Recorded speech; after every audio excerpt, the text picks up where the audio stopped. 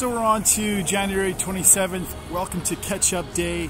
Today we are going through 3 days worth of Bible stuff. So yeah, January 26th, 27th, and 28th in this book here, the 1 year chronological Bible.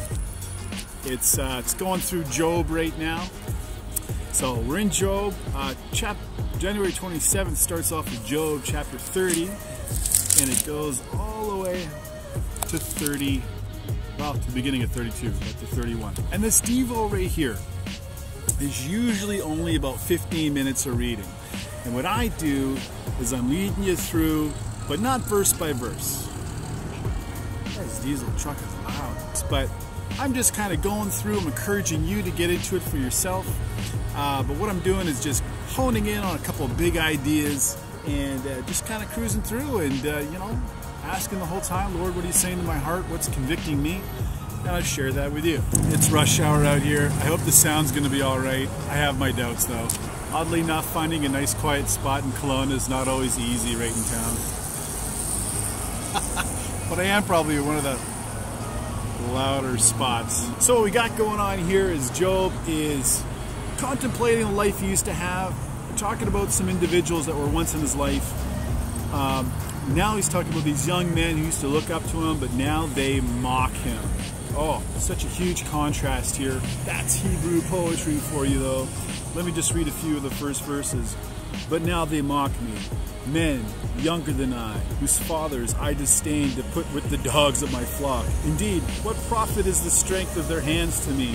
Bump down there a little more. Verse 9, he says, and now I am their taunting song.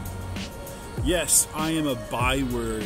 Oh, and they abhor me. They keep far from me. So like when Job was doing well, God was really blessing him. And that hedge of protection was all the way around him, you know, and things were just money.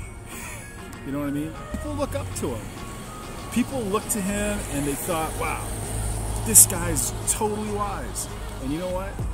I'm going to listen to what he has to say, but all of a sudden, when everything got stripped away, even the people that he tried to help, the young, you know what, they just stopped listening. But more than that, they became vile towards him.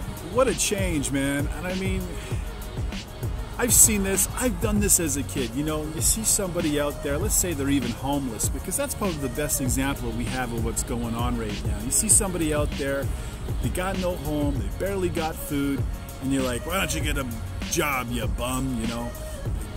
You know, if I give you money, you're just gonna spend it on booze. Well, the thing is that one of the most righteous individuals at that time, Job, was in a complete state of poverty. He probably looked like he was a street person. And because of just his appearance, his suffering, people mocked him. And I hope I never become like that towards others. And I hope you don't either. You know, one of the things that people did to Jesus when he was on the cross is they mocked him. Get down from the cross, son of David. Man, it's loud, Travis. I almost have to wait between lights. But they mocked him. He's the King of glory. Yeah, on a cross for the very people who were sitting there mocking him. Go think about that for a second, you know. You really cannot judge a book by its cover. One person might look fantastic, put together, looking good. The other person might look like they're in rags on the street, just about ready to die, haven't shaved, smelly, stinky, you know, flesh rotten off of them. You think, man, what is wrong with you, you know? Stricken.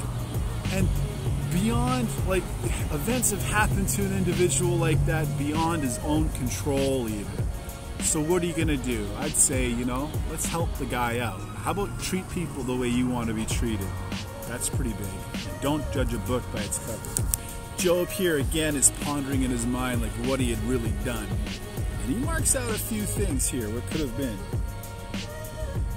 And I find this interesting too, because we were talking about Job's righteousness, and one of the first things that he says in Job 31 was, I've made a covenant with my eyes. Why then should I look upon a young woman? And then he goes in, if I have looked upon a young woman, then let bad things happen to me. But he hadn't. There's that truck again. I mean, that's pretty awesome, but when you're vlogging, it's totally annoying. Another thing that he says, if I have walked in falsehood, or if my foot has been hastening to deceit, you know, bam, bam, bam, let bad things happen to me. And as you're reading this, as I'm reading this, it's like, okay, well, how's my walk? Can I say I've done any of these things? And, you know, as we go on, maybe you're going to ask yourself the same question, even a little bit. Because, you know what, it's a matter of the heart. Everyone's fallen short.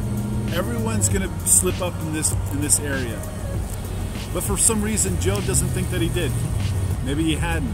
He is a pretty righteous dude, but not sinless. If my heart has been enticed by a woman, or if I have lurked at my neighbor's door, you know, let bad things happen to me.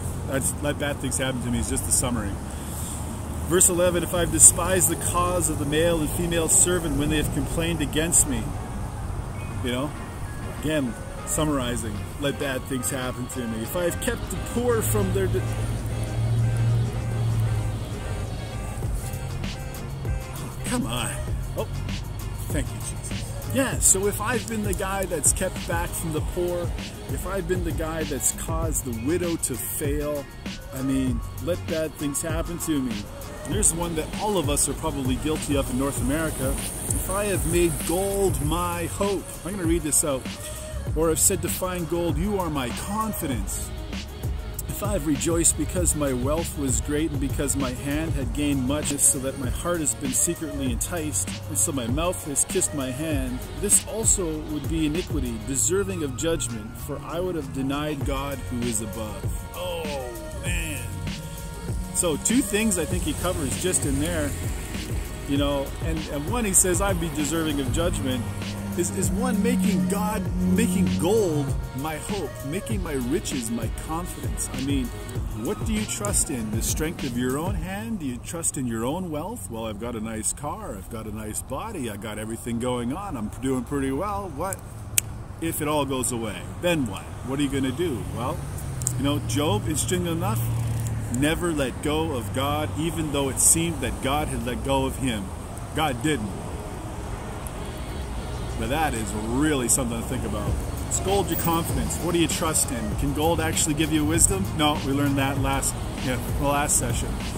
You know, can gold help me, encourage me? No, gold's empty. Gold's just a thing. Gold just sits there, you know, and doesn't move. It's dead weight. Yeah, you can buy things with it, but then when you buy those things, they just sit there too like dead weight. So what are you going to really do? It's not alive. Can't talk to it. Can't do anything with it but buy things, and those things don't give you comfort. So yeah, don't put your trust in gold.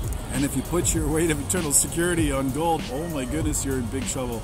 Maybe that's not so much the case now. Maybe it is for some people, thinking maybe if I give everything that I have to the poor, I'll gain myself a seat at the table with Jesus. No, it ain't gonna work. God don't play that. Don't work like that. He goes down into the land if it cries out against me because of the iniquity perhaps that he had done, not paying, you know, for the use of it, and so on and so forth. Let bad things happen. So all in all, Job's reflecting upon what he has done, and he is coming up short. He still can't figure out what had gone on, but as I listen to that list, I am convicted on many different levels that, man, there is lots that I have done that is worthy of judgment.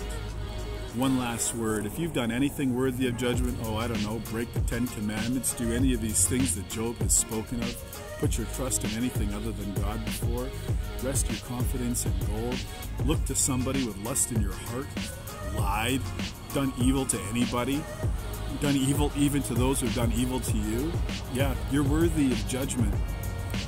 I know, sounds kind of crazy, but it's true. And the thing is, there's nothing you can do about it other than to beg God for forgiveness. No, come to Jesus. It's a come to Jesus moment. Come to Jesus, let him take all that stuff away, heal you up, make you all better, forgive you your sin, let him show you that he's the lover of your soul, and go on from there. I'm going to go move to a different location. Might have a workout. Definitely got to get out of here. It's rush hour. Okay, we'll see you in the next session. We'll see you in the next session. We'll see you in the next session.